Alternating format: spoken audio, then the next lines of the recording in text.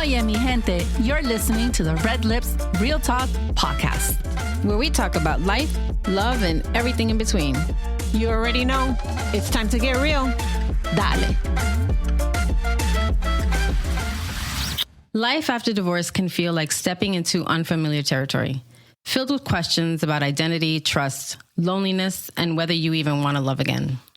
In the U.S., about 45% of first marriages end in divorce, even with higher rates for second and third marriages. Yet, most of us don't want to give up on love. 80% of divorced people eventually remarry, many within 4 years. Divorce, while painful, can spark profound self-discovery. It's a chance to reconnect with yourself, pursue passions, and redefine happiness on your own terms. Some dive back into dating with newfound clarity. Others embrace singlehood and the joy of self-reliance. On today's episode of Red Lips Real Talk, two remarkable women share their raw, unfiltered journeys. Their stories remind us that vulnerability is a bridge to connection, healing, and hope. Hey ladies, welcome to Red Lips Real Talk. We are so excited to have you both on the show. Please introduce yourselves to our listeners and tell us a little bit about yourself. Hello, my name is Sandra, and I'm born and raised in Miami. I have spent most of my career working in higher education for most universities within the city, and I'm a mother of two college kids at this moment, and excited to be here. Well, my name is Jeanette, and I was actually born in Brooklyn, New York, raised here in South Florida. I am also a mother and a grandmother. I primarily drive myself towards my practice of personal training is what I do best. But I currently also work for an MRI company. Welcome, ladies. Welcome, ladies. Welcome. I'm so excited for you both to be here because this is a show that we've all been wanting to do for a really long time, but we wanted to make sure that we had the right people. So we're very excited for you to both be here and share your stories. So Sandra, if you don't mind if I start with you, let's take it back. How did you meet your ex-husband? So the story with my ex-husband is kind of funny because I kind of knew him from childhood. He lived across the street from my cousin's house, and that was their original home. So they knew each other from the neighborhood. And while we were little kids, my cousin would always say, "Oh, my older neighbor is really cute." And we would kind of walk around the neighborhood and, sort of stalk him, And it was kind of like her neighborhood childhood crush. And fast forward a few years later, through his, brother, happens to be good friends with my best friend's brother. So somehow he saw a picture of me at her house and said, "Oh, I want to meet your friend." So I got introduced to my ex-husband through my best friend from high school. Okay. And how long were you married? We were married for 14 years. That's a big chunk of your life. Yes. And you said you had two children together. We did. We have my daughter, Jenna, who is 22, turning 22 in October, and my son, Gavin, turning 19. Wonderful. Wow. So you have two adult children at this point. Two adult children. We were, I was with my ex-husband 7 years before we got married. So I was with him for the big chunk of my adult life. Wow. Early adult. Mm-hmm. Okay. So if you don't mind me asking, this may be a little personal, but what was it that happened that caused the dismantle and divorce? I think we grew apart is the best way I could describe it. I also say midlife crisis. He had it. He struggled a lot, I think, during that, time. And he felt, that he, I guess, was searching for something else, which ended up infidelity. So that was the major cause of our end of the marriage. Okay. And so the person that he cheated on with you, did you know this person or was this a complete stranger? No, I did not. Apparently they met where he worked. He worked for a service-based industry. So there was a lot of people that, he would meet on a daily basis. And, honestly, I don't know how. Yeah. I mean, that's how a lot of affairs begin at work. Mm-hmm. The number one place where people start affairs is at the workplace. My assumption is that I think, she went to service, her vehicle where he used to work as a service person. Okay. And I guess more got serviced, right? And, that's my assumption because obviously I never asked the details on how he met this person, but that's the story I make up in my head, I guess. Yeah.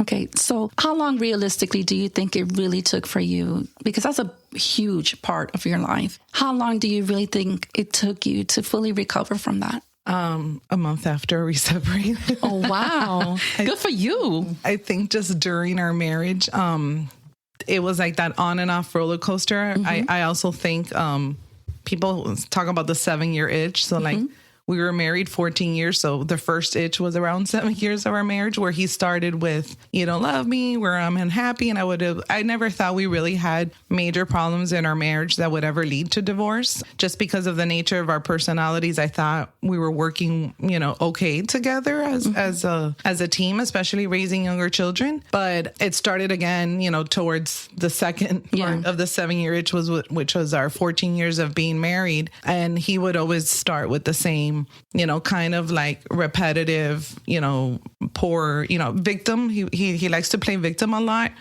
That's something that is part of his personality. So I think he was playing victim in the marriage for what I felt wasn't any true valid reasons. And it was kind of getting a little bit tiresome because, I had a lot of pressure of being the full-time mom, full-time job, full-time wife, and just, taking care of everybody in the family. And I felt like he was, leaning towards the role of my third child versus husband and supportive man. So I was kind of getting tired of that. So, the first few months when we started talking about separation probably hit the hardest. But I think once he left the house, it was a huge relief. It was a relief. You're not the first one to say that. Jeanette, could you resonate with what Sandra is saying? Definitely. I actually left my house when I was almost 17. Wow. And I dropped out of high school. I thought I was in love. I thought I was in love with him. After I dropped out of high school, I felt like he swept me off my feet. Here, I thought I was going to have the whole white picket fence. This is it. We're off. And he actually turned out to be the half brother of someone that I had dated previously.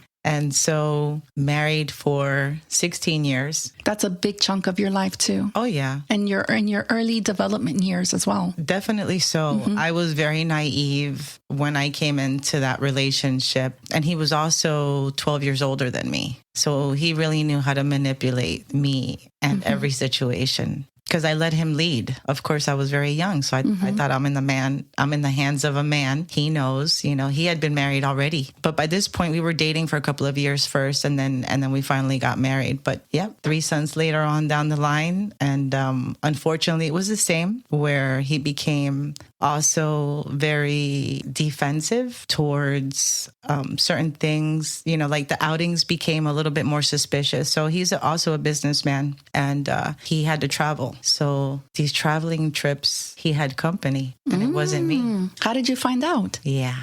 Let's get into it. Dun, dun, dun, dun. So I felt it. So here I was pregnant for the first time. He's gone. I'm home alone. I'm going through my whole emotional roller coaster. How old are you, by the way? At this time? I was 17, about to turn 18, and I was pregnant with my first son. Oh, wow. Jeanette, that's a lot. And he was away. Oh, my God. That's a lot. Yeah. 17, I'm sorry you went through 18, that. He was away. I felt it.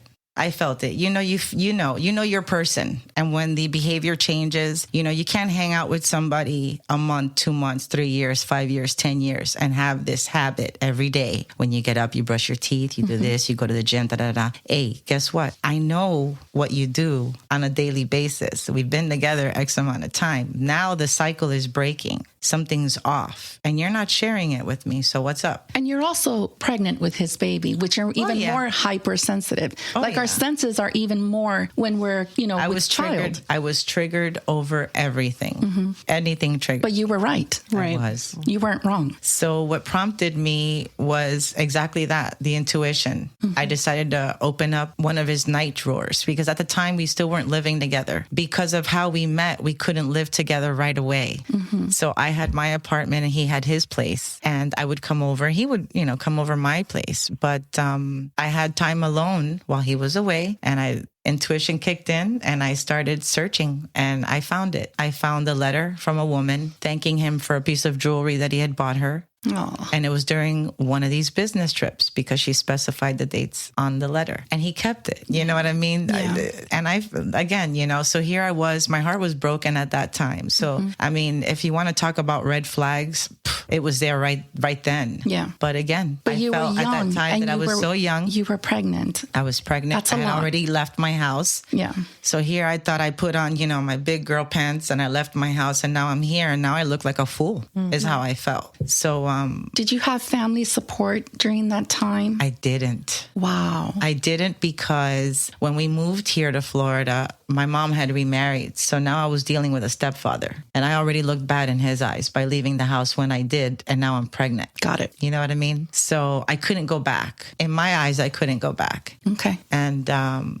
so, once I figured that out, I just said, you know what, we're going to work this out. We're going to work it through because him and I had worked so hard to be together alone as it was because of the situation on how we actually met. He was the half brother of my previous, serious relationship. So here we are. But I think that's understandable because that's also the father of your future child. So of course you want to make it work because it's not like just some silly little boyfriend. This is the father of your child. That being said, and the fact that we are Latina women, which goes back to that terrible curse that many of us have already broken, thank God. And I get chills just saying it because most of us are taught that this is what the man does and we have to take it. And that's not true. Unfortunately. Here's my proof. Right. Yeah. So I lived a long time just thinking, so this is my husband and this is what I have to accept because he tells me he loves me. He wasn't showing me. He was telling me. And I was feeding into that and making it okay until I decided it wasn't okay anymore. And that was 16 years later. So as far as I know, there were 3 different women in that amount of time. And, I put my big girl panties on, right? And I said, you know what? This isn't working. I don't know if you've noticed it. I don't know what I'm going to do, but I don't want this anymore. Good for you. And I want out. So how many children did you have together with your ex-husband? So we have 2 together. Okay. We have 2 together. But to be raw and open and honest, my first son is from his half brother. So my 3 boys are brothers and cousins. I'm going to process that. We're here to talk about it. How do you think that's affected your children? It has a lot.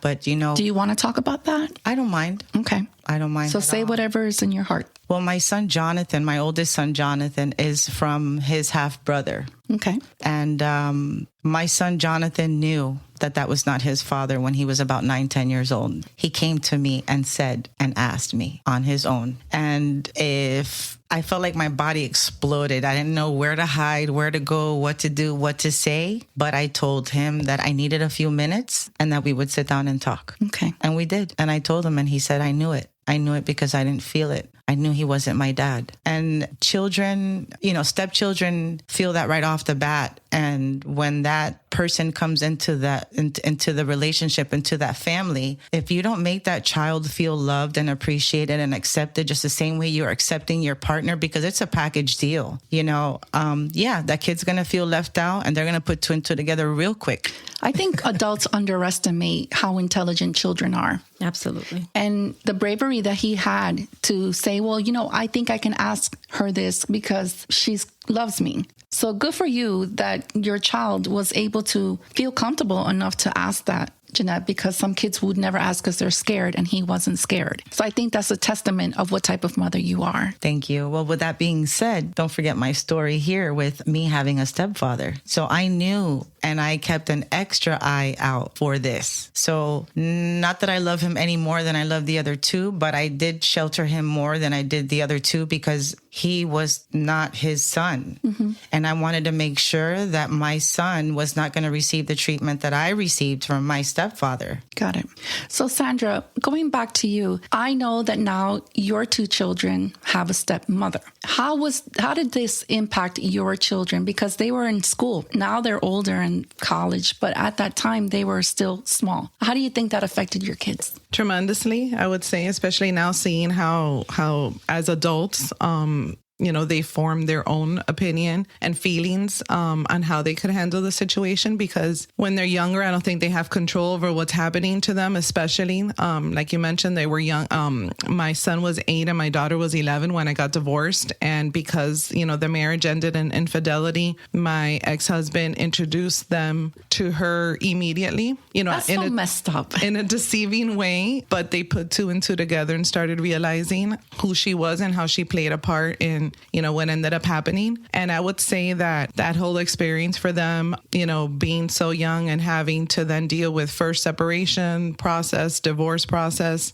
seeing how awful, because it was very nasty for us, that whole entire process. It was a nasty divorce? It was nasty, more because of how that person that he chose to be with decided that she was going to influence how our divorce was going to go. Yes, okay. Really badly. Lots of stories to share about that. But, just going back to the kids and then sadly, being victims of the system when it comes to how, the court systems process, children and, the shared custody and that whole experience, that was very, very rough for them. So they had to, by force, spend time with their dad and their stepmother because the court system set it up that way. Yes, just because of how it's set up. They automatically start with 50-50 unless there's a very special case why one child should be more with one parent versus the other. So I just, as much as I tried to fight that they were with me longer, I couldn't win that battle. So they were like living a few days with you and then a few days. That's really hard. Very hard. The kids. That was very hard for them because, from one day to another, we were a family, then we weren't, and then they had to start living in different places like other than their hybrid home. Living. Yep. Yeah, hybrid living. And situations. Was she good to them? No. I'm sorry. Was she good to them? No. Not at all. I'm sorry. It was very bad. My ex-husband let her influence the way that the family dynamic was going to be at their house. And he allowed her to treat them and speak to them, whichever way she wanted it to go. And that's affected their relationship with their father now, which is non-existent. Really? They chose as adults not to speak to their father because of what he allowed for what happened while they were, not in control. Yeah. I'm going to jump in here because I'm married to a divorced man who has 2 children from his first marriage. At the time, they were young, 12 and 15. And I remember there was like una pelea, like a little bullshit in the house going on. And I said something and he immediately told me, Jasmine, don't get involved. I'm their dad. They have their mom. Go out, go to the mall, go do your nails. Let us handle it because we're the parents. And I commend him for that. Because at the end of the day, that's what it's true. It's a mommy, it's a papi, and I could just be the friend. I don't have to meterme en cosas that's not my business. And I think that when you have that boundary that's set, it's so healthy for the children. No, absolutely. I agree. Definitely there was no boundary set. And that was the big problem there. Yeah. And I think if anyone is listening, if you're dating someone and you have little kids, remember what I just said, that it's really important for you to set those boundaries and say, they have one mother, they have one father, we're going to do the parenting. You just be the good guy. I'm not too happy with that comment. I think it depends on the situation. It depends on the situation. Yeah. There's so many different stories. Yeah. Because I was somebody's, so after all of, this, my relationship, my marriage, divorce, what have you, fast forward, I did have a serious relationship again with someone else. And this guy had 4 daughters. I am coming in with 3 sons, which are grown by now. But I was in an 8-year relationship with this guy with 4 daughters. And if I could push each one of them off the balcony, I probably would have. But it wasn't their fault. It wasn't their fault. It was the simple fact that he was just doing it all on his own. Unfortunately, mom was just not around. And he was doing it on his own. But because 2 of the girls out of the 4 ended up coming to live with us at one time. And so now we're all under one household. Hold up. That's a lot.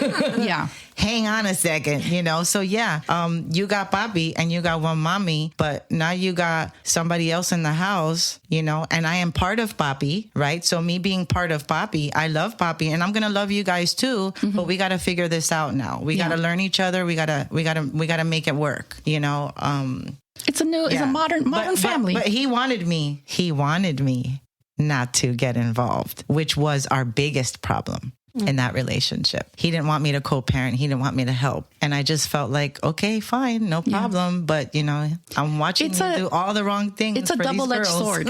It really is a double-edged sword. You said the mom wasn't involved, right? Not at all. Not at all. That's different, though. The mom was not involved. Yeah.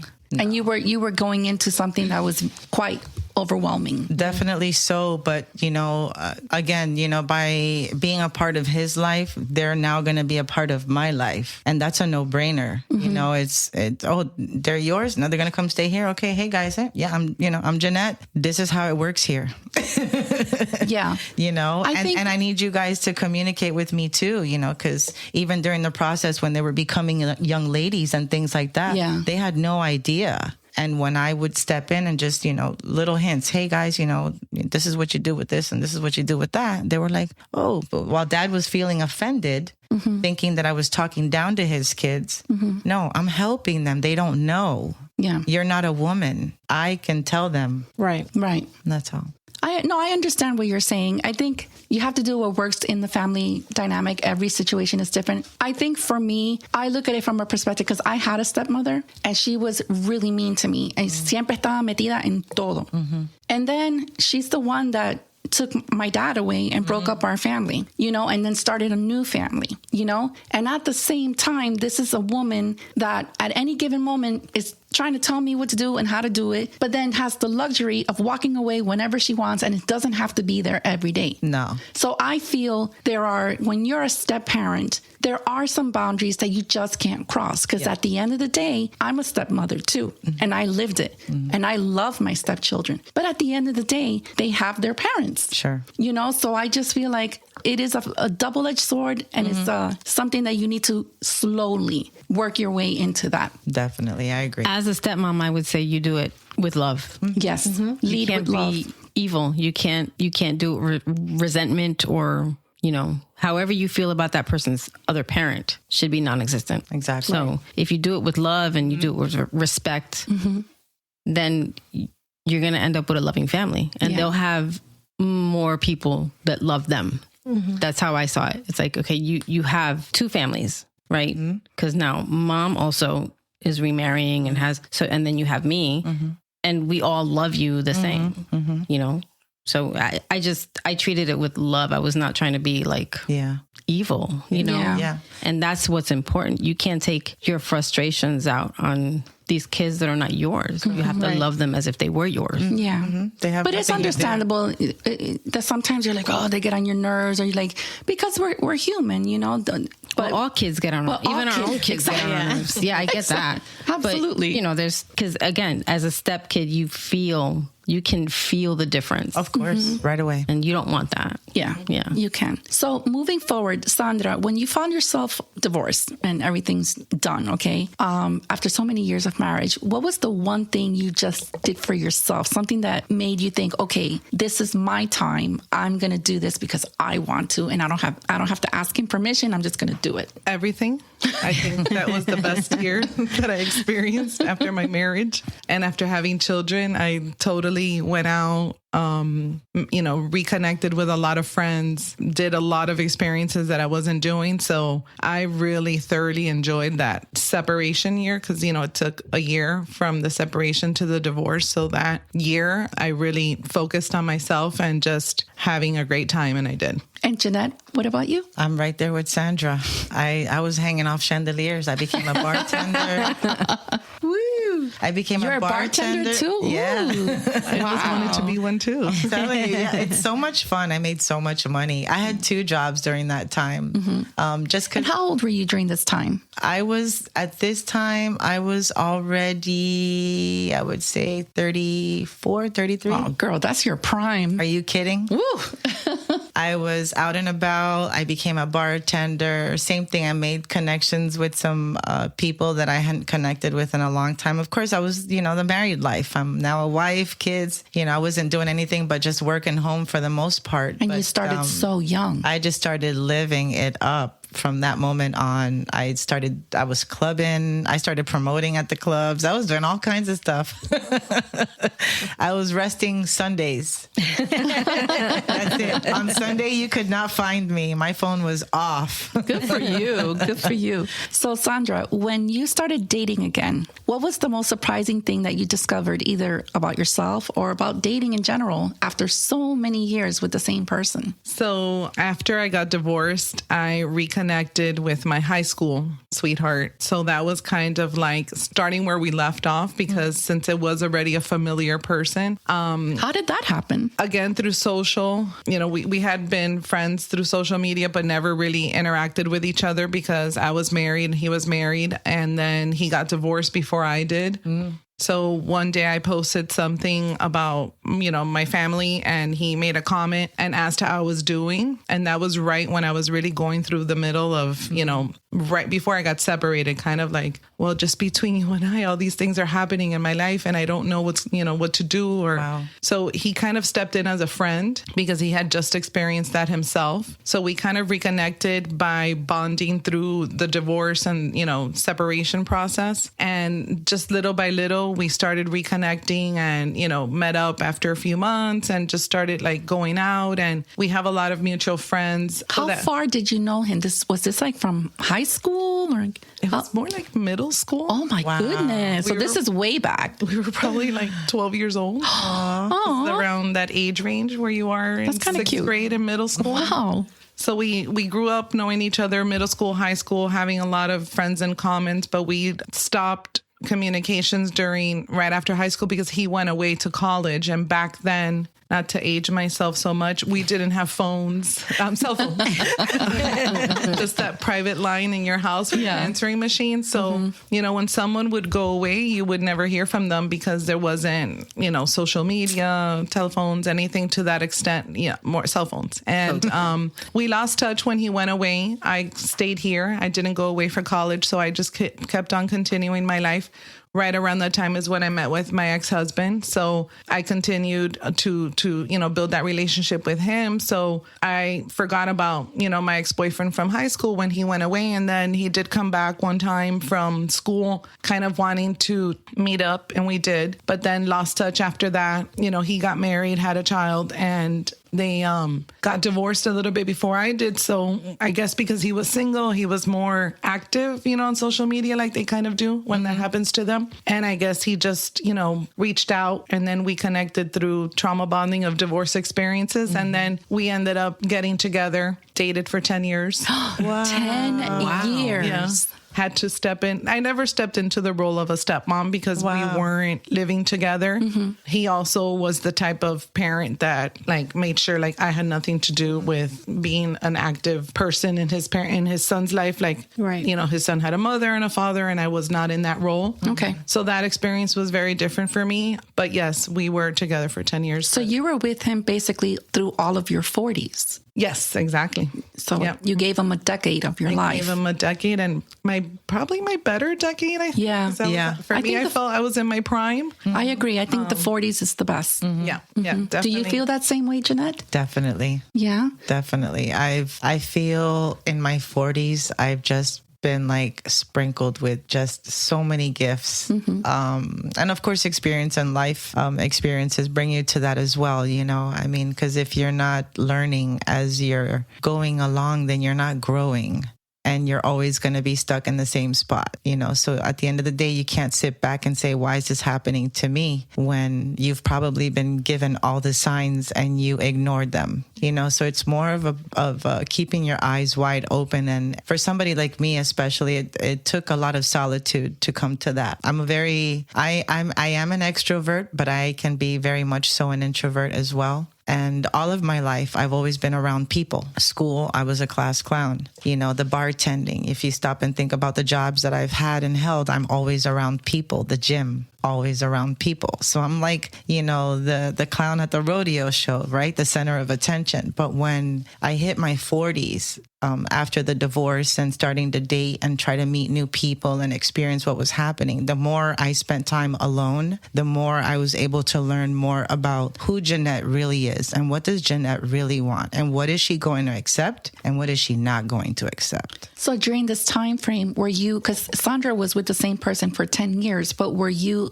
dating someone for a few years or just like doing online dating? What were you doing during that time? So I've never fallen into the online dating thing because I'm a crime show freak.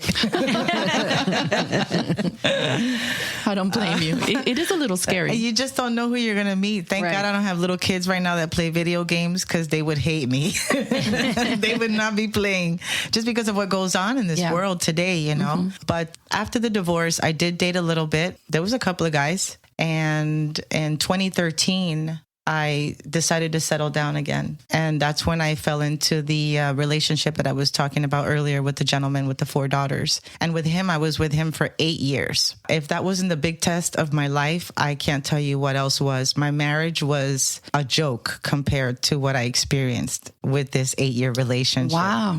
Yeah. That's a lot. Yeah. It was very much so an eye opener. If anyone has ever experienced domestic violence in any way, shape, or form, whether it's, just being talked down to or actually being physically hurt, or even something as simple as something being taken away. Right. I had my car taken away. You can't drive it. You can't go anywhere. I thought I had it bad with the ex-husband, the man that I married, the father of my kids. Mm-hmm. And here I meet this man who in the first 30 days told me he loved me. The next 30 days told me he wanted to marry me and take me away. Let's do this. Let's do that. Right here, you're thinking, oh my God, I found somebody that is going to be worth it because here we go, honeymoon stage, first 90 days. Don't mess with me now. So he was the classic love bombing. But he was classic love bombing. And I hate to say it, but he is a narcissist. I did investigate the meaning of the word prior to using it. And he is definitely the definition, the manipulation, everything. It just happened all. And through the 8 years, I cried myself to bed. I don't know how many times. After the first 3 years is when it really got hard. Yeah. But after that is when I was like, God, I was praying. Sometimes I'd pray in the bed and this guy would be like rolling side to side. I thought I was performing an exorcism in my house. Yeah. I was like, God, please take me out of this. What is going on? Help me. What do I do? Give me a sign, like show me. And sure enough, the next day we would have an argument. But you know what? I didn't see that was the sign. Right.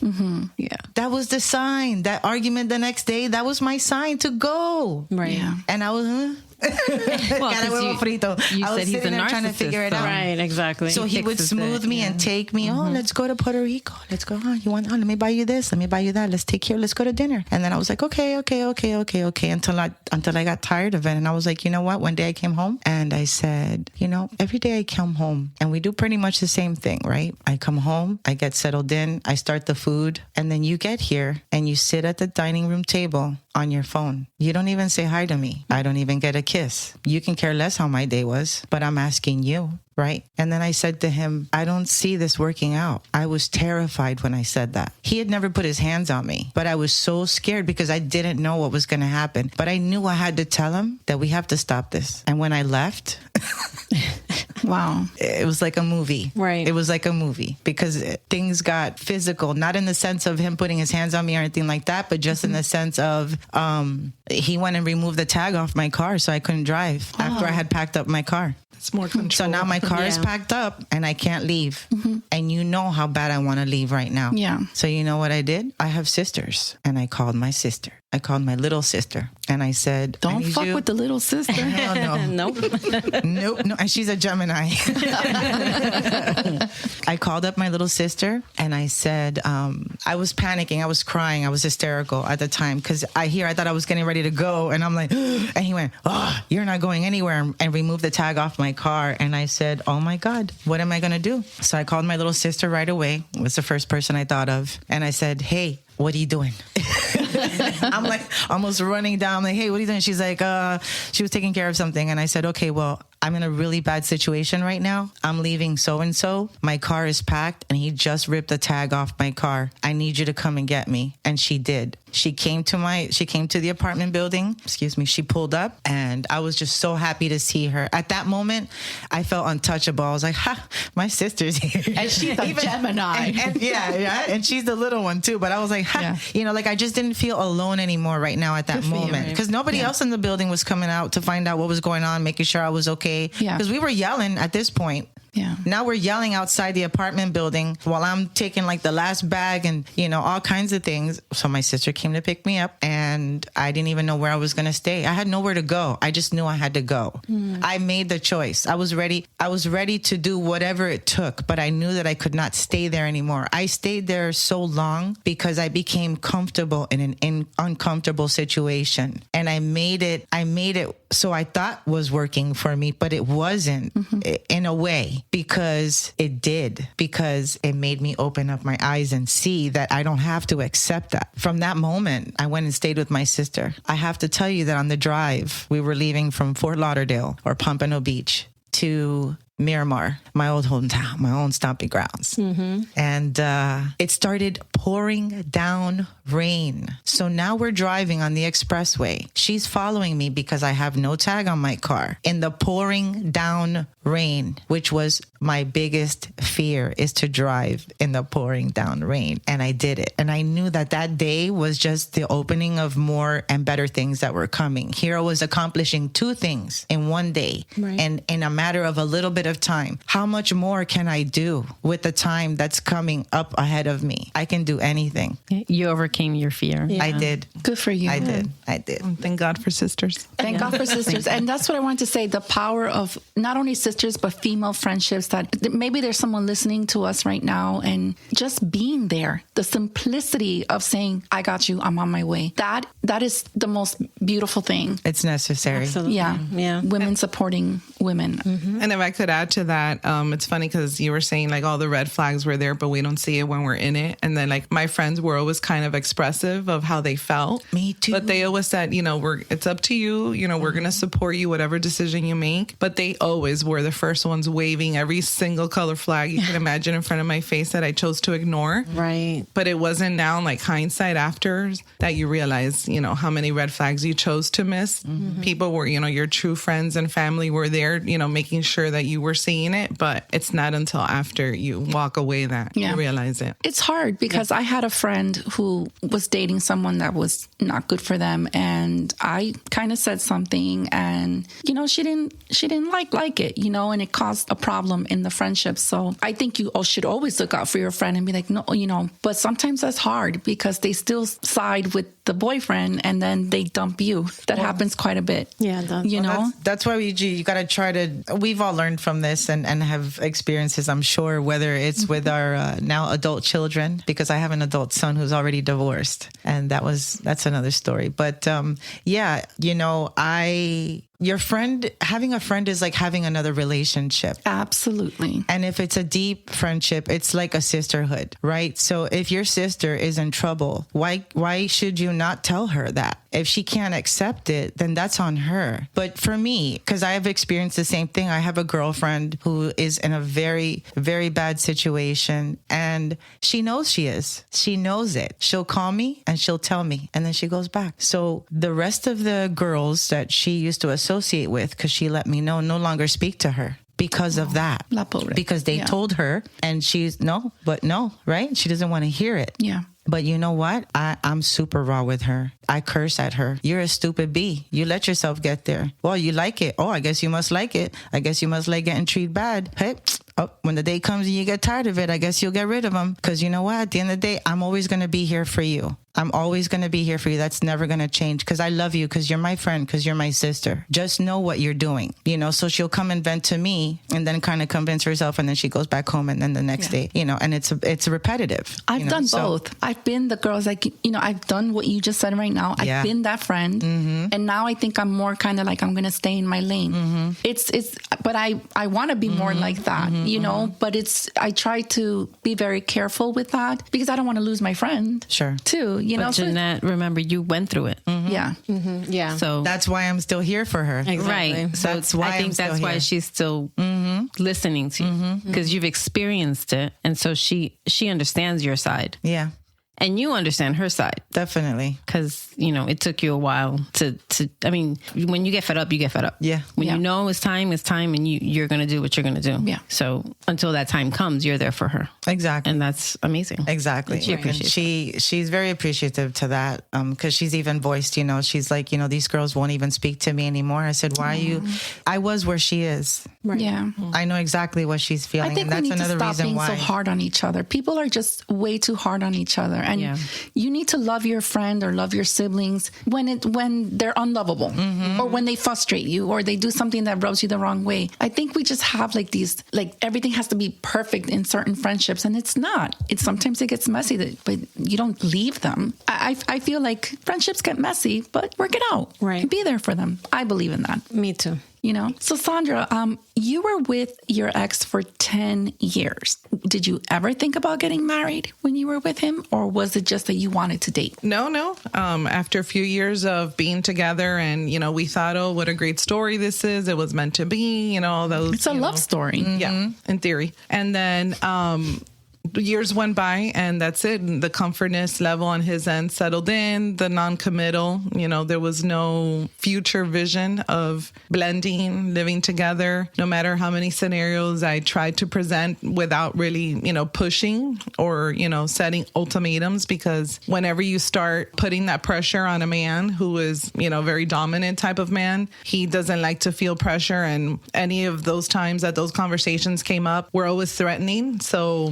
I You did not live together, right? No, we were living separately. You know, I was living with my children. He was living with his child. And we would spend a lot of time together, do a lot of things together with our families. But after a while, you get tired of driving home, or, you know, like if you're in a relationship and you're with someone, you want to be with that person, you know, especially every night, you know, kind of thing. So was it him? I'm sorry to interrupt you, but I'm trying to figure it out. Was it him that did not want to integrate the relationship? Yes, definitely. It was more him than me. I never, you know, I was trying to find ways of, you know, because like none of our households accommodated, you know, so it would have to be like starting in a new type of house, and there's different scenarios, but that wasn't something that I felt was after 10 years, you know, going to happen. So I got tired. And did you have anyone in your life saying to you that's a red flag? Probably me inside, myself. I knew that if it wasn't happening, there was a reason why. And thank God it didn't, because now, you know, I'm happy that it didn't. But why are you happy that it didn't? Because it probably wouldn't have worked out.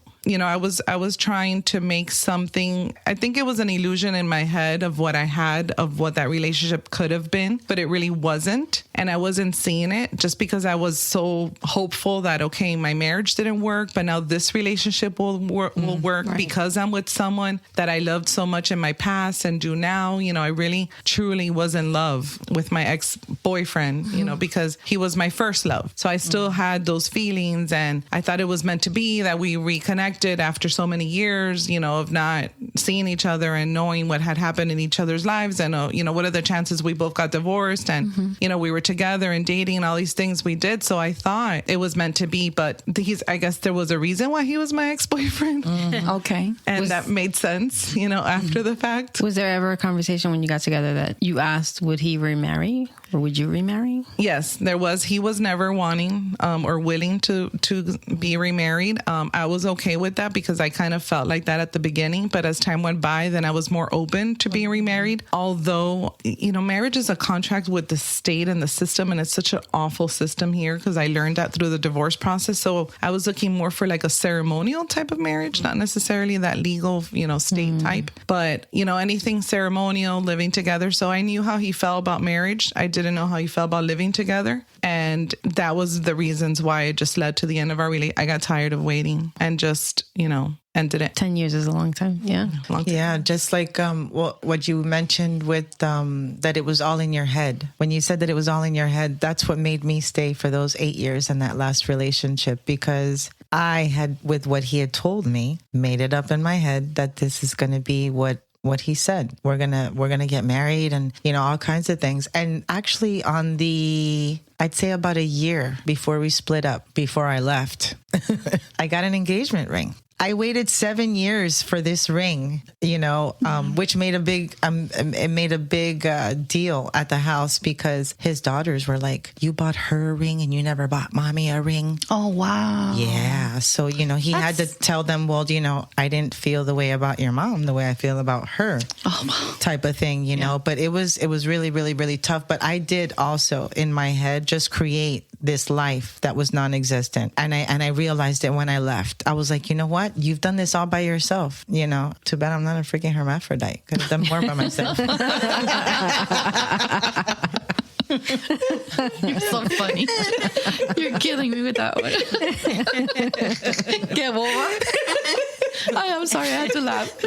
My face when she said it. Dios mío. You're so funny. I'm just saying, if you stop and you think about it, I was getting home. I was cooking. And I'm not complaining, because I love to do this, right? This is my role. This is what I wanted to do anyway. So, but you're getting home. If you stop and think about it, you're getting home and you're doing everything, all you. What do I need him for? Right. Mm-hmm. That's true. If I'm doing it all. Mm-hmm. The only part I'm not doing was the sex, right? Yeah. And now there's all kinds of stuff you can buy. So, by the way, the rose works really well. Oh, gosh. So, Sandra, now you were married for a good portion of your life. You had a 10-year relationship. You are now single. Yes. Hallelujah.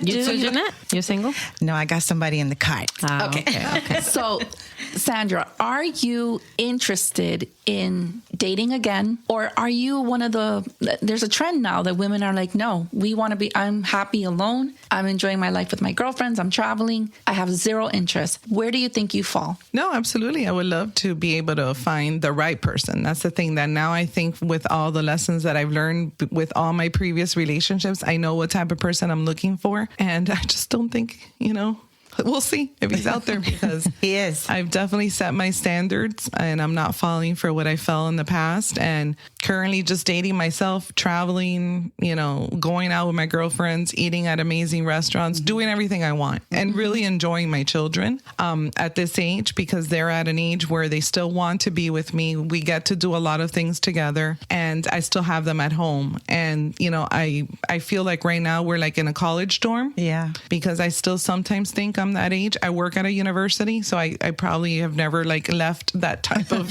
yeah, lifestyle. And, thankfully I get to have a lot of fun with my kids, and it's just for right now what I'm focusing on. If a man comes along and meets my needs, then great, but I'm not desperately out there looking for that. And I'm more of an organic type of relationship person because of the nature of my job. I do development, engagement, and special events, so I'm always around people in, fun settings and engaging settings. So to me, I would love to meet that person organically in one of these type of settings. Online is not my thing. It's fun to look at and see what's out there through your phone, but I never do the next step of swiping the other way where I make a connection. And sometimes I do, and then the first interaction we have, I kind of just ghost them. I'm like, no, I'm not in the mood. It's just not, I just don't think it's for me right now. Yeah. Maybe if I see that time goes by, and that's my only hope, but I still have hope in meeting someone in a different way. Yeah. That's not online. And Jeanette, you had mentioned that you didn't like the online dating, that you too also like to meet people organically, just like Sandra said. Is that correct? Yeah, definitely. I wanted to jump on that quick, only because the first time that I tried to open that Facebook dating app, it was like, a sale. Oh my God, share stories. Share stories, kidding? Please. As soon as I opened up that Facebook, so this 8-year relationship went to garbage, whatever. So here I was, trying to get myself back together and do things and stuff like that, because I actually lived in my car for about 3 months before I was able to finally find my apartment, which I've been in now 3 years. And so through that process, I opened up that Facebook app, the dating app. What a mistake. Oh my God. As soon as I opened it, it was just flooding and flooding and flooding with messages and all kinds of things. I was like, yeah, I didn't even open one. I shut it down. Delete the app, forget it, never even bothered with it again. But I'm very active on Instagram for my business of personal training. And of course, I integrated my personal page onto there. So now I just use this one page for everything. And I did meet somebody recently, actually. I've been giving him a hard time. So my walls are up some, but I'm walking and treading very slowly. And so this experience with this gentleman who lives in New York, he's already come down to see me. We spent 4th of July together, which was really nice. And he's going to be coming back soon again. And it looks pretty promising, to be honest with you. But I feel that what has made it that is the fact that I'm not keeping my mouth shut about anything I don't like. Good for you. I'm telling you right now. Like, you know, we already had an incident a couple of weeks ago where he went out. So he got the habit of wanting me to know when he's out. That's great. I love it. Thanks for letting me know, right? So tonight I'm going to go out with my boys. They invited me here. Awesome. Have a great time. Talk to you later. I am clingy, but I'm not too clingy. I know when it's time to let go, you know? So I've been totally cool with that. But recently he went out, didn't say anything. I called and texted and I got no response. And then hours later, he calls to talk. Now I'm sleeping. I wasn't happy about that because he started me on already every day. We're talking and texting every day, right? Every time you go out, you're sending me a picture, a video, or whatever. How come that night you didn't send me a picture? How come that night you didn't answer my call? How come that night you didn't answer my text? Did you say this to him? Just like that. Okay. Because I need to know. Because it could happen to me too. I could put my phone in the bag and be out and not hear it, and I could have missed his call, you know, but I know you're checking it. And the phone lets you know that you read my message. So you chose to ignore me for several hours. I'm not okay with that. You know, so if you're feeling so much for me, why would you just leave me on read? Just curious. What was his response? That he was with his friends and he just didn't think about it at the time, and that he was pretty tipsy and he just put it in his pocket and said, well, I'm going to call her when I get home later. Anyways, which he did. But I wasn't happy with the fact knowing that you read my message and you ignored me. What are you doing right now? That you cannot just say, babe, it's really loud in here. You know, I'll call you when I get out or whatever. You read it, didn't respond, and carried on. You know, so I brought that up. So we just talked about that. But yeah, that's my, if you want to call, not really online dating, but someone that I met on social media who we have now made a decision to be exclusive. Okay. Yeah, I'm excited. I'm excited for you too. We've talked about, he's ready to get married again. He actually just got divorced 2 years ago from a 24-year marriage. So he's got 2 sons that are in college now as well. But is that what you want? I do. Really? You would like to be married again? I do. What about you, Sandra? You would like to be married again? Yeah, I think for the right person. Why are we glutton for punishment? Did we not learn anything? No, I'm kidding. And it doesn't have to be the whole full out, you know, like, you know, go get married. Like you said, you know, something ceremonial, just something to celebrate the unity, you know, of one another is what it is. Just to have that bond with that one person is what I want. Definitely. I'm ready for that. So and to add, because she said, why are we glutton for punishment? It's because we got, you know, I got married at the beginning because I wanted to be married forever. And I believed in like marriage. So although I had bad experience with it, it's because it wasn't the right match. But I think if you do feel, you know, find the right match, then it does serve the purpose of what a marriage, you know, could be or should be. And we're so far ahead right now, Michael and I, we're very far ahead right now in just these few months. So we started chatting in May, and, you know, there's already talk about a wedding on the beach, you know, in the ocean, him possibly moving here, me visiting over there, you know, or maybe we both just move out of the state. But we're already in the process of preparing what's to come in the future, because that's what we want for each other. We know that we want to be together, and every day we learn a little bit more about each other, but we're communicating a lot more, which is something that I have grown to learn, right, during the time that I have been single, and he is growing to learn with me now. Every day he thanks thanks me for the things that he learns from me. And I just let him know that this is what I've learned while I've been single, and have gone through my marriage and my separation and relationships. And so I know exactly what I want. So if we're going to do this, then it's not that it has to be on a my term type of thing, just simply that we need to talk. We need to talk. Something bothers you, you need to let me know. Yeah. Same thing, vice versa. It's not a big deal. We don't have to argue. It doesn't have to be an all out, and it doesn't have to be a blame thing. But you know what? Let's stop and think about what happened, how we're going to fix it. Resolution. You love me, right? Let's resolve. You found your voice. Honestly, what I learned from you in this show is that in the past relationships that you had, maybe you wouldn't have asked those questions because you didn't want to escalate or to fight, or you were nervous about what could happen, as opposed to now you're like, no, we are going to talk about this now. Right. And that's the beauty of also aging and learning more about yourself. Mm-hmm. And when I brought this up, we discussed it, and I still didn't get like my final answer. The day that I asked him about, I know you saw the message, but you didn't even respond. That day, that conversation, I did not get my answer that day. This just happened last week, by the way. So, just yesterday, we were able to finally squash it, because I was like, you know what? In the back of my mind, all week, I was still like, you know what? We talked about it, but we didn't squash it. It wasn't resolved. There was no resolution. So I brought it back up. Hey, you know what? Not to cause a big thing, but you know what? This is really bugging me, and I really want to get it out of my head. That's how I worded it. It's really bugging me, and I need to get it out. Tell me, babe. Tell me what it is. Remember when we talked about the other day? Yeah. Mm-hmm. Well, guess what? You never really gave me an answer. This is what you said. I never really got an answer, and I'm not okay with that. I need to understand why you did that. You didn't really give me an answer. What is? Oh, just because I didn't feel like I could understand. So wait a minute. So if I go out with my girlfriend tonight, right, and I put my phone in my bag and I just go MIA for the next 4 or 5 hours, you're going to be okay with that? Because guess what? The very next day, I went out. You damn right.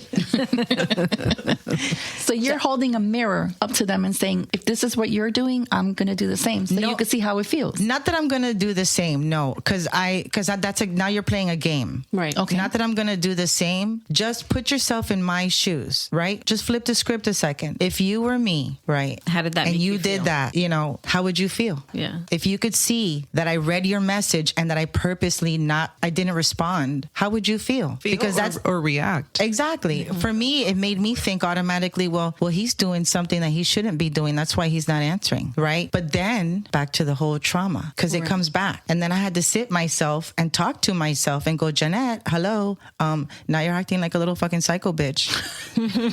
Chill the fuck out. The dude went out. It could happen to you. You could be out and you could put your phone in the purse and he can call you and you don't see it because you're drinking and you're doing whatever, and then maybe 2 hours later you check the phone and now you see it. So you can't expect. But just because I didn't get a full reply, I didn't get the full reason, the response as to why, it just itched me wrong. And I brought it up again and we discussed it and we finally resolved it. Do you think there have been challenges in this relationship due to the long distance? That is part of it. So it has a lot to do with him being recently divorced because he hasn't been with anyone seriously.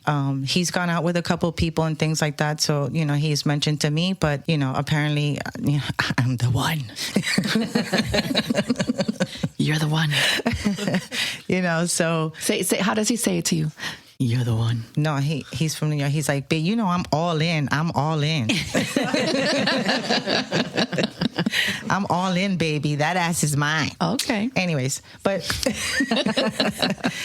but it comes from the bond. It comes from him being divorced, me being over here. Definitely, the distance has a big to do with it. So we try to talk as much as we can. We even do a date night. We just had a happy hour last night. So I like to drink beer, so I went to the store, got some beer, and we sat down on FaceTime. We had some drinks and talked and hung out like if it was like in real life person. We do movie night, same thing. Put the FaceTime on. We watch movies and we're like like if we were sitting right next to each other. Mm-hmm. But it is very challenging because we are so far apart. Because right now what's happening is so it's getting a little bit more intense right now. He's actually he told me he loved me. So now the emotions are really, really high and kicking in. And my guard is a little bit more lower than it was before. But again, just because I've seen what I've seen and been through what I've been through, you just have to watch out for yourself all the time. And that's what I tell them. I said, it's not that I'm fighting you and I'm fighting your love. I'm taking care of me, because at the end of the day, who is, right? You just got here. You're telling me you want to take care of me. Show me. Prove it. You know, the proof is in the pudding. That's all. But yeah, we're having a great time. I was going to say, because you had mentioned she found her voice. So I guess my question was, with all this that you guys have been through, what's something that you've learned about yourself or embraced about yourself, you know, with all of this? To probably listen to my inner voice or my gut feeling. You know, even though sometimes you think you're doing the right thing and deep down inside, you know, you're not. I think to always go with your gut and be more now vocal and expressive about it. You know, question, demand, ask, just to be more vocal. Jeanette. Yeah, I agree with what Sandra just said. Definitely be more vocal about it, because if you're not communicating, then how is, you know, that person going to know that's with you, you know? And the same thing for them, just like I mentioned just a little while ago, how he mentioned that I've made so many changes, so many positive changes in his life in this short time. And I sit back and I'm like, me? He's like, you have no idea what you've done, you know, how you've opened my eyes to this and that and da-da-da. And sometimes I think I'm like, yeah, yeah. You know, here he is, you know, stirring up some stuff to try to get me on his good side type of thing. So that's where I'm still kind of keeping up that wall a little bit, but it's because I have to, you know, I have to look out for me, but definitely keeping the voice, taking time for yourself. I've learned, take that time for you. If it doesn't feel right, just don't go. You'll learn more about yourself the more you're by yourself. And I know you said you've been spending a lot of time with yourself. And you seem comfortable with that. Do you feel pressure from other people in your life or like society about dating or No, anywhere where your status is at? Not me personally. I think at the beginning it was hard for me to be by myself because how long I was with my ex-husband and then a new relationship. So right when that ended, I'm like, where now? You know, where do I stand now? But I think I just jumped right in and embraced the times that I do have by myself. And then the times that I'm usually out. I'm a very social person and active because of work and my kids and my family. And the few times that I am home alone, I love it. I love watching TV. Mm-hmm. Reality shows is my thing. And, you know, I keep entertained doing that on my own. But I think it's, you know, I'm very happy where I'm at, and I don't feel like I need to have, you know, a person or a relationship to be fulfilled or not feel alone. I love that. I definitely don't feel alone. Yeah. So Sandra, what's one date idea that you would love to try that you haven't yet? Like if a guy asked you out, like what's something you haven't done that you'd be like, man, this is like if a guy's actually listening to us, this is a good idea. Something unique. I don't know. I pretty much am fortunate enough to be able to treat myself to nice things. So I do go to nice restaurants, concerts, shows, traveling. For me, an ideal date would definitely be trying out like one of the nicer restaurants because I'm a huge foodie and I just love nice things. So yeah, nice restaurant. Maybe something like, since we live in Miami and Florida, maybe something like a yacht, like a date on a yacht. Yeah, that's kind of nice.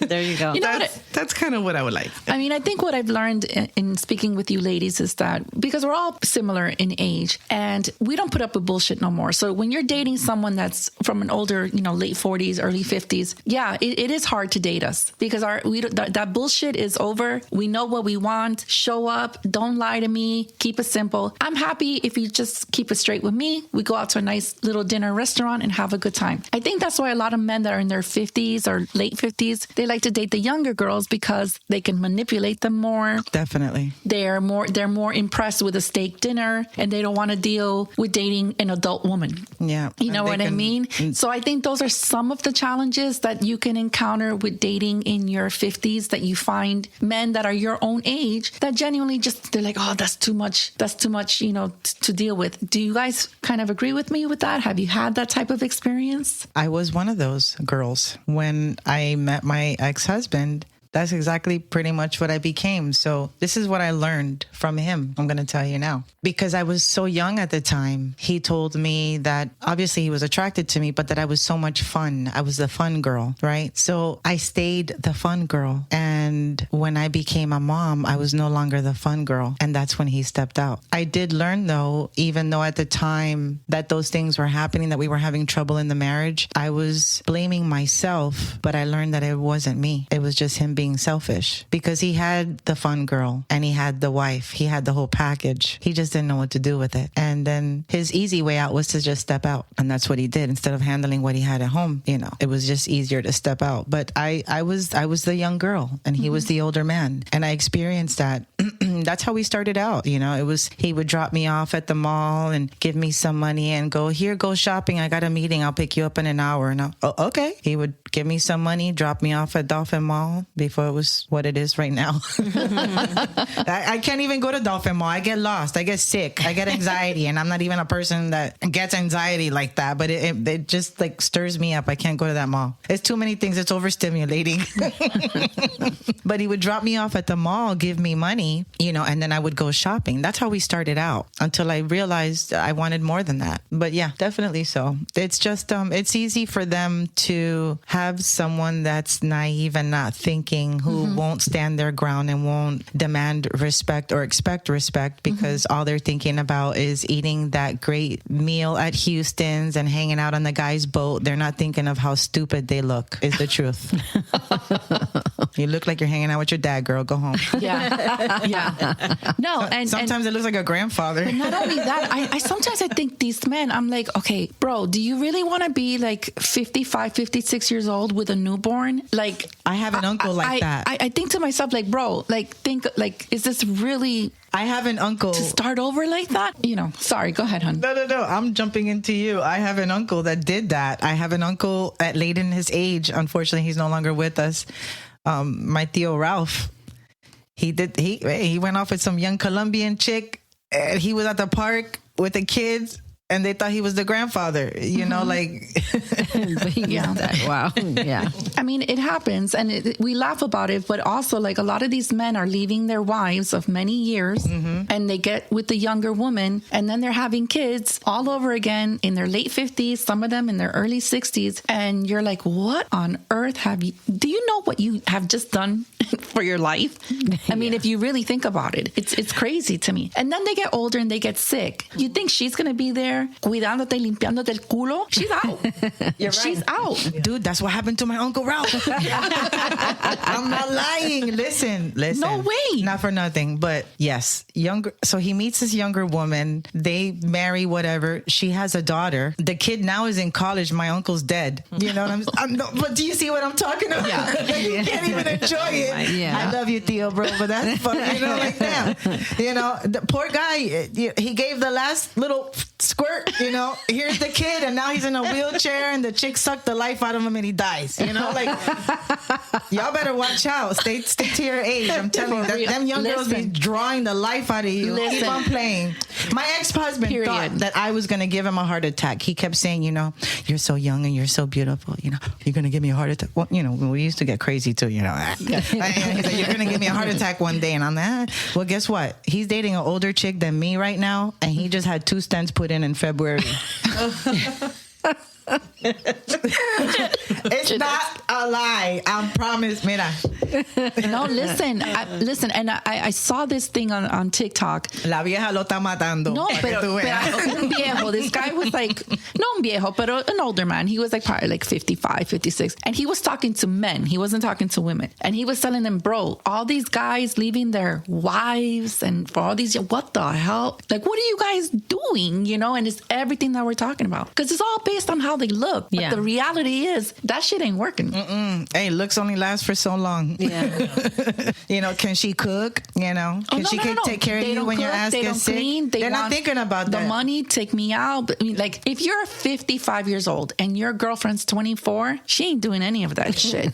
She's with you for a reason, period. So think about it, guys. Think about And it. some of them are okay with that, though. Some of them are totally fine with that. They're okay with having the young girl that I was actually talking about this with somebody. So some of them are okay with having the younger trophy wife. That's right. Yeah. Right? Because that's what they call it, Yeah. the trophy wife, and looking like the grandfather. They're totally fine with that, and they're even sometimes totally fine with the fact that, the partner lives across in another state, or that she travels often. Maybe she's a model and she's got to go to New York or Los Angeles here. And, oh, yeah, I don't care. I don't mind. Yeah, because, when she comes back, you're still doing what you're doing. You know what I mean? But it's all here. It's all about the money. They're not caring. That's not real love. And some of them are okay with that. Some of them are totally fine with you just being there for their money. They're totally fine with that. But So again, back to just finding your person. Yeah, but you'd be surprised how many of these men end up wanting to go back to their first wives. Here. Do tell. Tell us that story. So it's been happening for the past several years. Because you guys have a friendship. We do have a friendship. Him and I are very close. This is the father of my two kids. El tío papa. El papi tío. I'm going to call him el papi tío. When I see him the next time, he's going to look at me like, what the hell? Oh, tío papi, tío papi. Tío papi.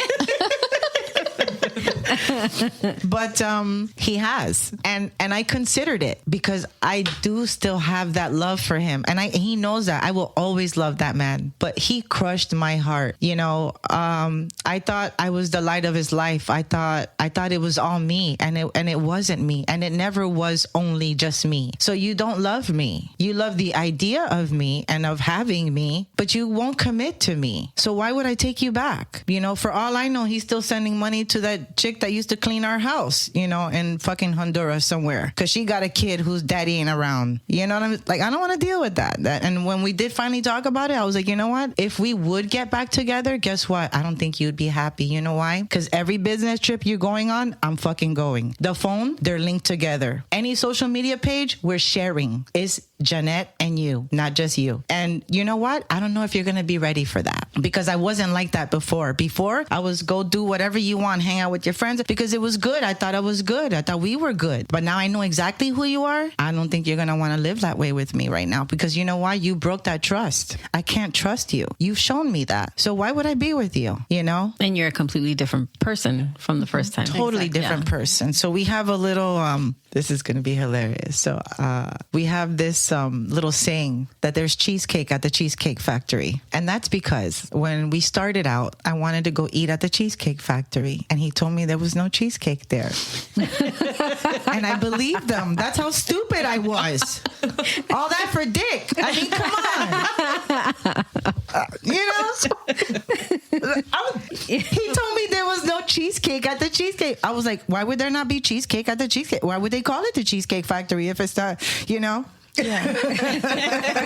Like, he told me that there was no cheese. So whenever we talk now, whatever, like through the years, I go, hey, don't forget, I know that there's cheesecake at the Cheesecake Factory.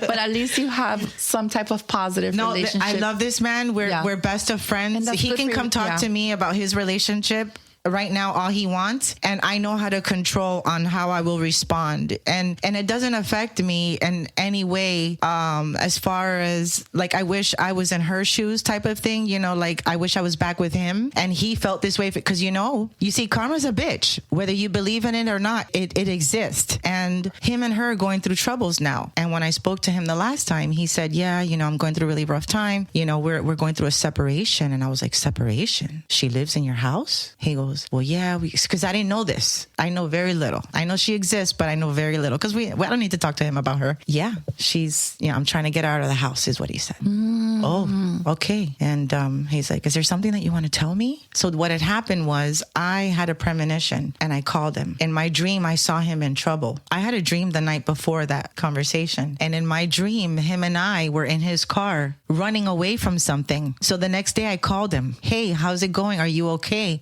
I had this really weird dream with you last night. How are you feeling? Because I know that he had the stents put in earlier on in the year. He's like, I'm I'm actually not okay right now. And I'm like, really? He goes, yeah. And we got into the conversation. We're going through a separation, da, da, da. I'm like, oh, okay. I'm like, I'm so sorry to hear that. He's like, yeah. And then, so then he says, yeah, after all that effort. I was like, boy, look at him. You ain't got to tell me about effort. Whew. So when he said that, it did kind of hit me because I was like, wow, he put effort into that, but he didn't put effort.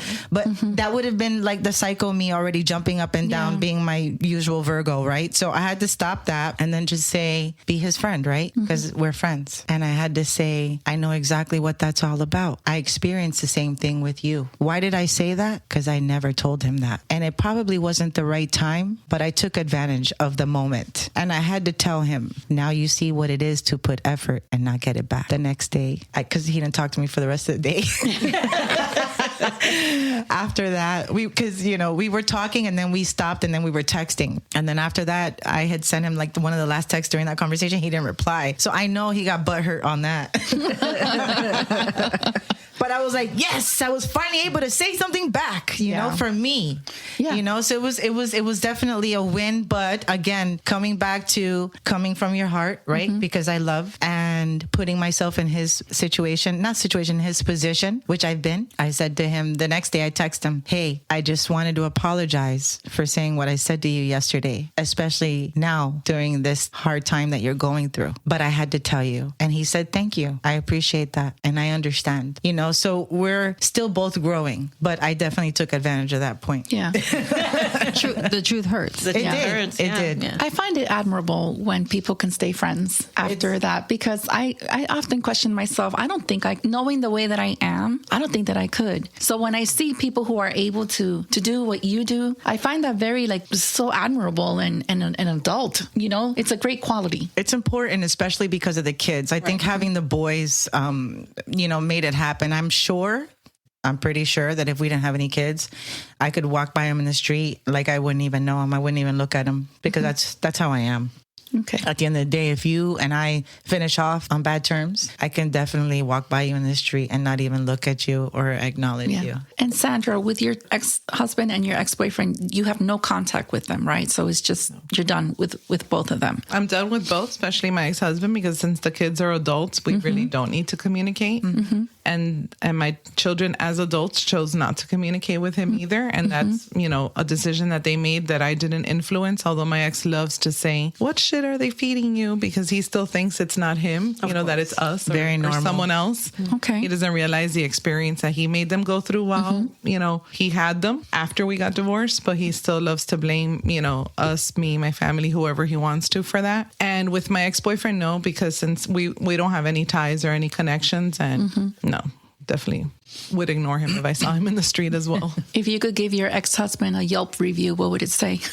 Oh God, there's so many times that I have played in my head what I would tell him if I ever had the chance. I've typed it and erased it. There's just so many horrible things. Girl, this is your chance. This is it. I'm gonna take the high road. Oh wow! Okay. Because I've played so many different scenarios. 1-star rating. It was mostly just not what he did to me. I'm a woman, and I can handle myself. It's more what he did to the children.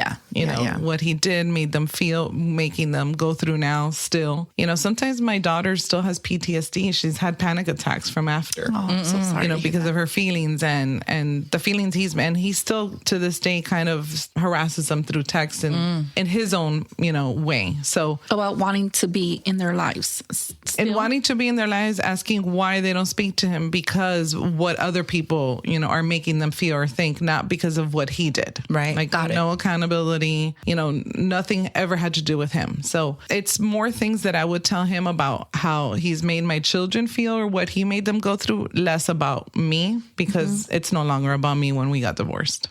And Sandra, what do you feel now at the age that you're at is the most beautiful thing that you figured out about yourself after everything that you've been through?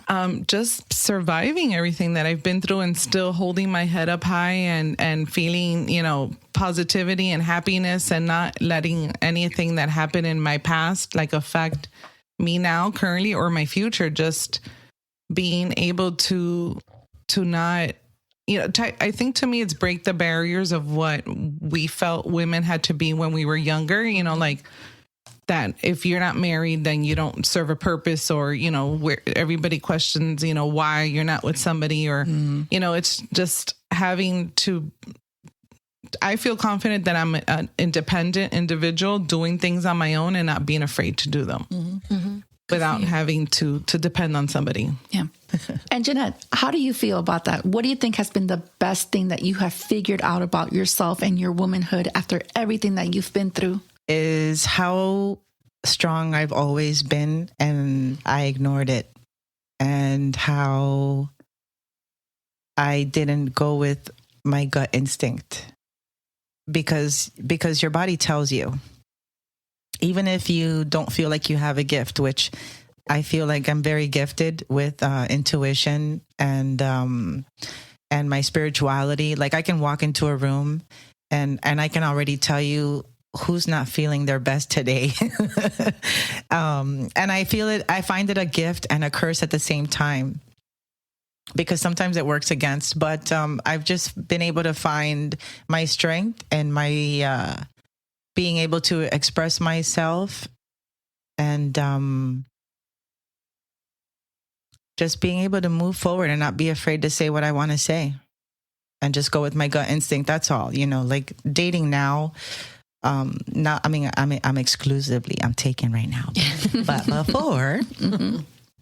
before I was just, again, just like what we've already been talking about, we know what we want, but I went through a phase where I wanted to be wanted so bad that I would still go out with somebody just because I thought they wanted me, until I found out that they didn't really want me the way that I wanted to be wanted.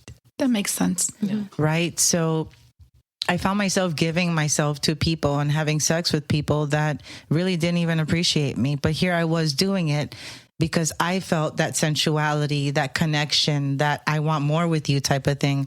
But that's not what they wanted.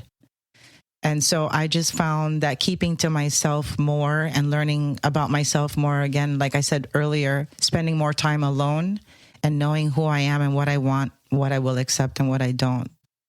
And that gut instinct will never steer you wrong, no matter what you think. I strongly believe in that. I think the woman's intuition is the greatest gift that has been given to us. Mm-hmm. I've been able to say no many times, to people that I would have previously said yes to on a date. And they'll come back, hey, let's go out next weekend. And they'll keep trying. I'm like, no, thank you. No, thank you. And so I had to say, well, look, the last time we did go out, this is what happened. And I'm not cool with you like that. So don't ask me anymore. That's all. It's sometimes, and it's scary, like I said, I'm a big crime show. I'm a big crime show watcher. It's you just scary. never know who you're going to meet, and sometimes sometimes you can tell somebody yes, and they'll play your friend or what have you, you know what I mean? And then they can come around and stalk you later, or tell them no and be straight up with them and just say, hey, you're a nice guy, but I don't think this is going to work out. And they'll be like, yeah, okay. And then they're, like waiting for you while you're going to go throw out the trash tonight. You know what I'm saying? Mm-hmm. Like you just don't ever, you just have to be careful. Yeah. I'm like that too. I have my daughter on Life 360, and I know that I got Life 360. I know she's at a friend's house, right? But since you didn't text me and let me know you were there, how do I know that you're actually there and not in the pond that's behind her house? Yes. So what is Life 360 for people listening to us that may not know what that is? A tracking app. Yeah. Okay. Yeah. You can have a family, friends, whatever. You just track each other. And, I see her every move. Mm-hmm. But if you didn't text me to let me know that, I'm here, we're back at so-and-so's house. Okay. Good night. I wake up in the morning, I'm like, oh my God, where are you? And I'm calling you, calling you. Yeah, because sometimes it'll show you kind of where they're at, not an exact address, But if there's a lake nearby or maybe a street, it'll show them Like they're in the lake? In the lake. Yeah, that's what happened to me when I went to the spa. I didn't tell my daughter where I went. Oh, no. She's tracking me, and it shows me at a complete stop in the middle of the street. Oh, God. And she was like, my mom's been at the same spot in the middle of the street for way too long. Something is wrong. She's in the lake. And so she was calling me, and I had my phone on vibrate because she was at the getting spa. a facial. But I did have my watch on, so my watch kept going off, and I had to tell the lady, I'm so sorry. I have to make a phone call because I had a feeling that that's what was happening. Aw, she loves you. That's beautiful. She was like, where are you? Yeah, my sister called me the day. She's like, I'm just calling to check up on you because the Life 360 hasn't picked up anything from your phone since Friday. And I'm like, okay. I'm alive. But it's a great app because I pay for it. Yeah. So it'll tell you when they make hard stops. All of that. Car accident. If they hit somebody, it'll notify you. That's awesome. Yeah. That's awesome. How many times they've used their phone. We gotta tag Life 360 on this so they can send a payment this way. I love the app. No, but I enjoy it. My dad's on it. My whole family's on it. Mm-hmm. So we are able to track each other and see where everybody's at. Right. So ladies, in sharing your stories, both of you, first of all, thank you, because there's women listening that are probably going to be like, oh, I can understand exactly what they're talking about because I'm going through that too. And I wanted to ask if it was okay, knowing what you know now, if you could have gone back in time and changed certain things, what would, in your relationship, for example, with your husband, or even the 10-year relationship that you had with your boyfriend, what do you think would have been the first thing that you did for yourself to not waste valuable time or put yourself or set better boundaries for yourself? I think I wasted more time with my ex-boyfriend probably than my ex-husband because since I met my ex-husband so young and, you're kind of at that age where you meet, you date, you go out. And then the natural next step was marriage and children. We went through that process without it being so awful. I think in the part of my marriage, it was more him than me. Like, I think he went through a lot of mental, situations that led him to start, straying away or just, a lot of that was on him. So with that part, I don't think that I would have changed a lot because we were what I thought growing together, which we were really growing apart. I think I did waste too much time with my ex-boyfriend that I do regret giving him too much of my time, especially now knowing that it was my most valuable. I mean, I'm still having a great time, but I think that a decade ago, had I made a little bit of different choices, not staying with him as long, I could have found maybe someone else that I would have been with now, building, our future. Because, right now I'm looking for a partner that matches me, my lifestyle, and what what I would want. He wasn't matching that for me. Right. But again, it was that illusion of thinking, oh, it's going to happen. So what I would change is not giving him that much time. How much time, honestly, do you think a person in that situation should give? Should it be a year, no more than 2 years? What do you think about that? I would probably say 2. I think your first year, what everybody calls the honeymoon phase, is real. The first year is always artificial. I think you settle a little bit more after that first year. So I would definitely say after a year and a half, close to 2 years, I agree with you. You should know. I think by 2 years, you know what you got. And if you haven't been able to get out of that relationship with what you both want, you need to move on as quickly as possible. Definitely. Yeah. What about you, Jeanette? Do you agree? No, I agree. I'm right with you on that. It's from experience because prior to Michael, I did have a long distance relationship. And it was for approximately 2 years. And it's because I decided to cut it off by that time. Good for you. Because I wasn't seeing what I wanted. The reciprocation wasn't there. There was a lot of, just false interpretation of a lot of things. And I also noticed that at the end of the day, as much as he was telling me that he wanted something long term, he wasn't acting on that. And the more that I would bring things up to make it, to secure it, like things like, like, can I leave some clothes at your house so that when I come back, then because this guy lived out of state, so we, again, I'm coming back and forth, and I was like, I would like to leave some things at your house, so I don't always have to bring like a full bag. And, that's when I noticed he's not going to want this. Really? So here he was feeding me on how he loved me and the whole thing, and the same shit, on the phone every day, and the whole thing, truck driver guy and the whole bit. But then at the end of the day, I noticed what was going on, and I knew I had to cut it off, and it was really difficult for me, but that's where I knew that I grew. So your person is coming, Sandra. All right. They're getting fucked over by somebody else right now so they can get ready for you. That's what's happening. Yeah, they're getting ready. That's pretty much what happens, to be honest with you, because, like speaking with Michael now, my new relationship, he mentioned to me that his wife and himself just grew apart, like you mentioned, right? But he says that with what we have and how things are going, we were talking about a year, almost 2 years. I definitely agree with that. You shouldn't put any more time into that if you're not getting what you want already within that time, because it's not going to happen. Especially at our ages, it's not going to happen. You can't season somebody right now. You got to start that way before.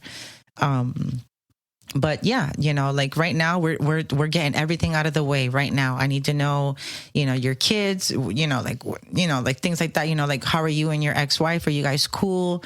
Like, prepare me right now for what's going to happen. Like right now she calls him still to clean the freaking pool. And I already check that shit because he got 2 sons. There's 2 men in the house. I'm not going to tell you what to do. Back to the step parenting, co-parenting thing, right? Here we go. But I'm also a mother of 3 sons, and you have 2 men in the house. You don't need to be going over there cleaning no pool. You have 2 men in the house. Teach them how to clean the damn pool so they can clean the pool, because at the end of the day, they're the ones using it, not you.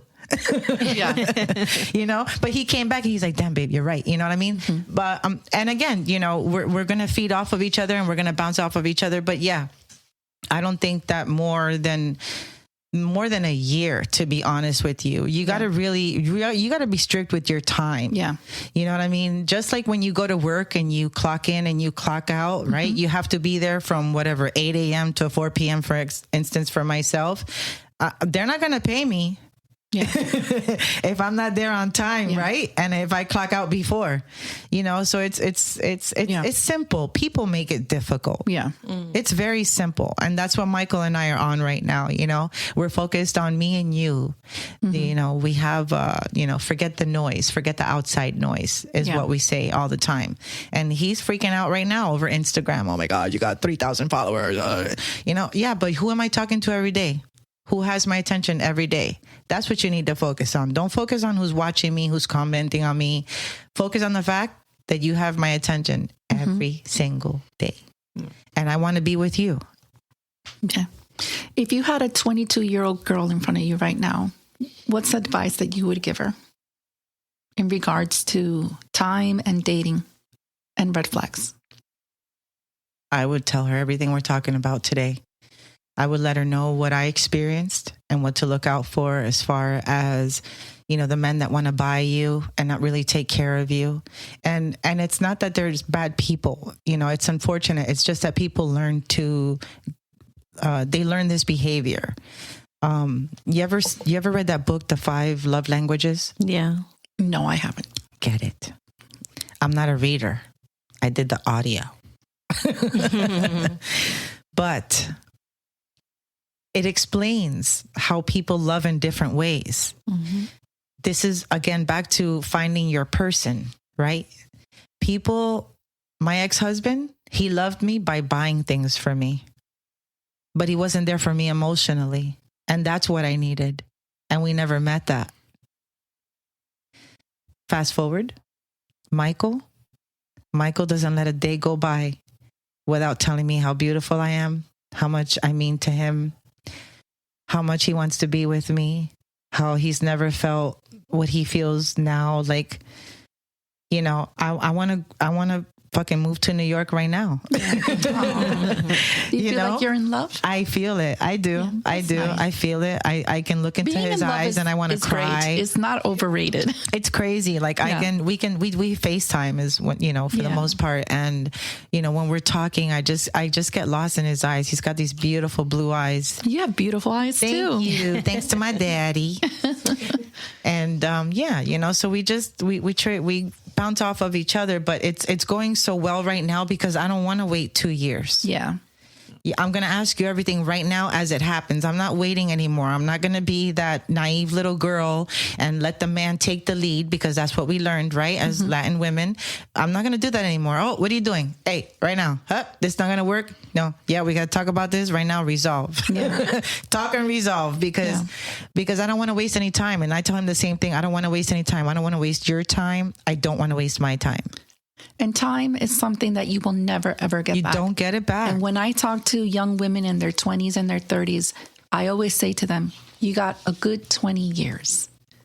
You be careful how much of those 20 years of the best years of your life you give to the wrong person. Mm-hmm. You will never get that time back.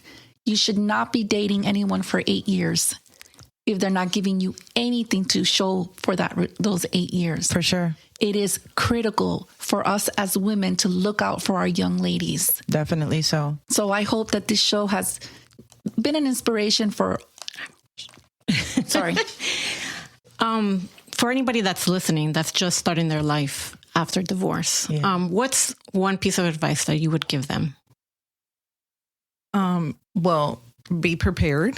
It's always good to, even while you're married, to have your own kind of like net worth, to just be mentally, physically, financially prepared, because it is hard to do things on your own, especially with this type of economy, in the sense that, going from multiple to one. So I think it's just always be prepared no matter what. And to always feel like you're not alone. Like sometimes you feel like you are, but you really do have to dig deep for that inner strength and voice. Like we've talked about a lot today, finding your voice, because you feel like a failure because of a divorce, because you think, oh, I did something wrong or something went wrong. But it's really a sign that that person wasn't meant to be, that wasn't meant to be for you, for your family, for anybody. Like it's a, follow those signs, knowing that you're meant to not continue on that path and a different path will come. What about you, Jeanette? I would just say to, again, just take more time for yourself to know who you are and what you want. And to be ready for those dates that you're going to turn down, even though you want to go because your hormones are kicking and you're feeling however you're feeling, because it happens. I mean, I guess at this table today, I'm a little bit more of the wilder one, if you want to say, because the stories are very similar, but if you analyze, you'll see where on my side, for the reasons, that it was just a little bit more amplified, and it had to do with because of where I was mentally at that time. Very unstable. I was very unstable. So I was doing crazy things, but I would definitely just say to stay more focused on yourself. Don't think about trying to go find somebody right away. Accept I agree with that. Accept the time. Take it for yourself. Learn who you are. Be in your own skin. Be comfortable in your own skin, so that when you do find your person, you can do like what I'm doing today. I'm going to sit down and I'm going to tell you what I like, what I don't like, what's working, what's not working. And this is something that I mentioned to Michael the other day, what he wasn't too happy about. And it's that I told him, you know what? And at the end of the day, after we do everything that we're doing, if it doesn't work, then it just doesn't work. And that's okay. What? You're going to be okay with that? I said, babe, no, I won't be okay with it. But if that's what God wants, if that's what it calls for us, I wasn't even going to say it, but if that's what it is, then that's what it is. And you know what? Thank you for the experience. Thank you for being in my life. Thanks for meeting you. Oh, Thank you for everything. You know, what I wanted to end, no. But that's why we have to find resolution and we have to talk about things. yeah. And that's the beauty that you got there Yeah. through everything that you've gone through, that you've grown into this beautiful woman. Thank you. You're welcome. Thank you, ladies, for sharing your stories. Of course. Cool. It really I had means a great lot time. to us. Maritza has something she wants to say, and she's going to share something with us right now. I want to start by saying, I don't know what it's like to be in your shoes. I haven't walked your path. And I won't pretend to fully understand what it feels like to be dating at this stage of life. But what I do know is this. It takes strength to show up again after heartbreak. It takes courage to open your heart in a world that often misunderstands women over 40. And it takes deep self-respect to keep choosing yourself, even when it's tempting to settle just to feel seen. You are rewriting the narrative. You are living proof that wisdom, experience, and self-knowledge are beautiful and powerful. I may not know this world you're navigating, but I see you. I admire your resilience. I respect your honesty. And I believe that what you're doing, putting yourself out there, staying open, and growing through it all, is not only brave, it's inspiring. Not because you're searching for someone to complete you, but because you already are complete. And any love that finds you now will simply be a reflection of the love you've cultivated within yourself. You're not behind. You're not too late. You're right on time. Beautiful.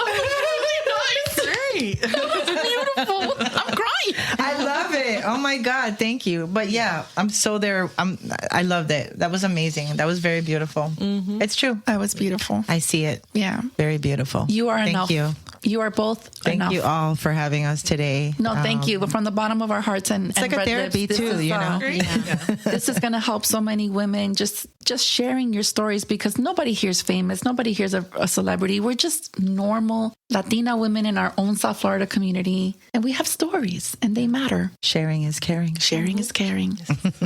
So thank you. Thank you, ladies, so much for your sharing your stories. Y hasta la próxima.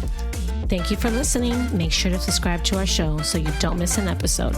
We will be dropping an episode every 2 weeks. Oh, yeah. No, like seriously.